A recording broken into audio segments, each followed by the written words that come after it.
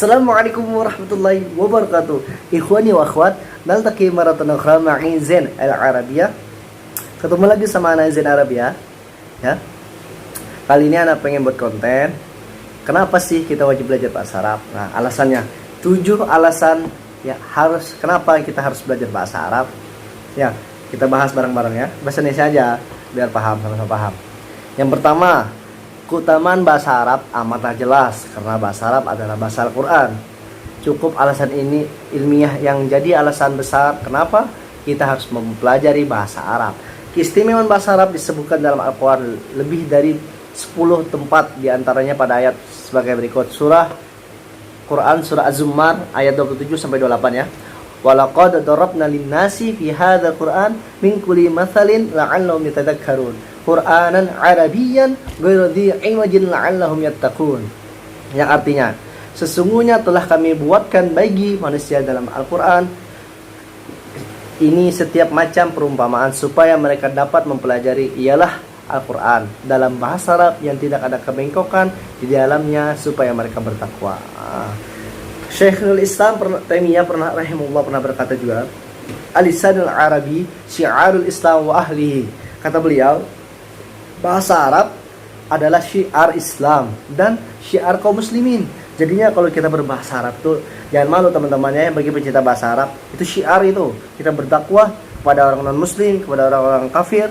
Kita bangga dengan bahasa kita, bahasa asli kita tuh bahasa Arab sebenarnya. Karena kita di Indonesia, ya itu. Yang kedua, dengan mempelajari bahasa Arab lebih mudah dalam menghafalkan atau memahami, mengajarkan dan mengamalkan isi Al-Quran. Dengan modal bahasa Arab akan mudah pula dalam memahami hadis-hadis Nabi Sallallahu Alaihi Wasallam, menghafalkannya atau menjelaskannya dan lain-lain. Yang ketiga, orang yang paham bahasa Arab, terutama paham kaidah-kaidah dalam ilmu nahwu, akan semakin mudah memahami Islam daripada yang tidak mempelajarinya sama sekali. Apalagi jika tugas seorang sebagai pendakwah atau dai, kiai dan lain-lainnya, itu wajib itu belajar bahasa Arab, bukan sekedar dai doang. Yang keempat, orang yang paham bahasa Arab akan mudah menggali ilmu dari ulama. Benar, kalau kita pengen menggali ilmu, pengen belajar sama ulama, kita harus paham dulu. Minimal kita hafal kosakata atau belajar soroh, itu ya teman-teman ya. Nah, yang kelima, bahasa Arab itu bahasa yang lembut, benar-benar latif.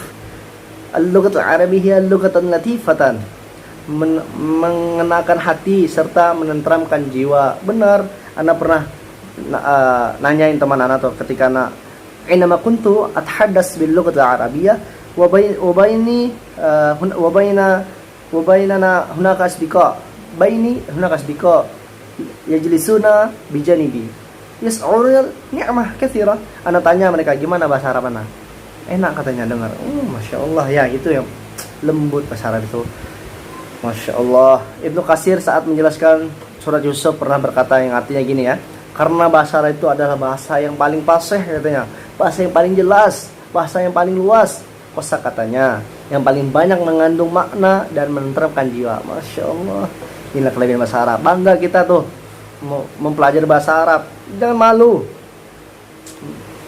Yang keenam, bahasa Arab adalah bahasa yang paling mulia. Masya Allah, Masya Allah, Masya Allah. Bahasa yang paling mulia. Allah pernah berfirman dalam surah Yusuf ayat 2 ya, Inna anzalnahu Qur'anan Arabiyyan la'allakum ta'qilun.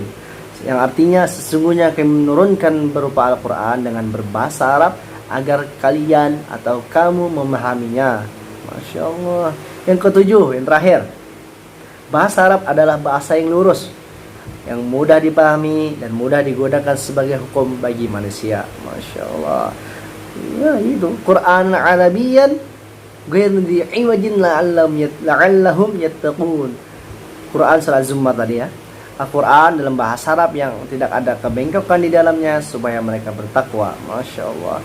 Jadinya kita tuh terus dalam pikiran kita tuh syahran ba'da syarid, sanatan ba'da sanatin, yauman ba'da yaumin, kita terus belajar. Nata'allam qalilan fa qalilan. Kita tidak lupa belajar nahu, tidak lupa belajar soroh, tidak lupa menghafal kosakata, biar kita dapat paham dan makna isi Al-Quran tersebut. Ya, itu saja dari Ana ya. Ana rangkum sedikit aja, mungkin semoga paham. Insyaallah untuk mempermudah kita memahami Al-Quran. Belajar terus, semangat. Al-hamasatu miftahun najah. Semangat itu adalah kunci kesuksesan, teman-teman ya. Ikhwan dan akhwat, kalau banyak kesalahan dari kata-kata Ana yang tidak teratur ya, Ana kan masih belajar ngomong itu di depan teman-teman, ikhwan dan akhwat di sana. Asta'fi minkum kullal ab. Akhiran aku lakum assalamualaikum warahmatullahi wabarakatuh.